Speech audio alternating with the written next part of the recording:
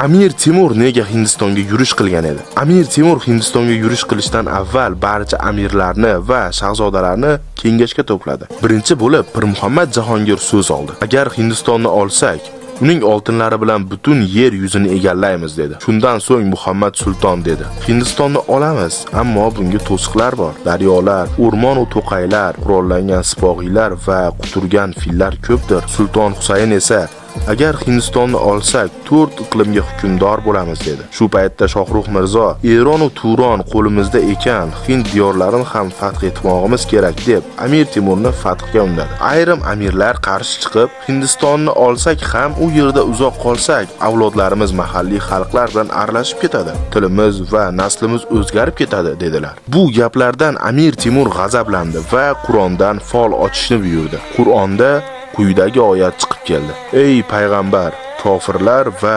munofiqlarga qarshi kurashgil. Ulamolar oyat ma'nosini sharhlab, buni yurish uchun xayrli ishora deb talqin qildilar. Shundan so'ng Amir Temur Hindiston yurish haqida qat'iy qaror qabul qildi.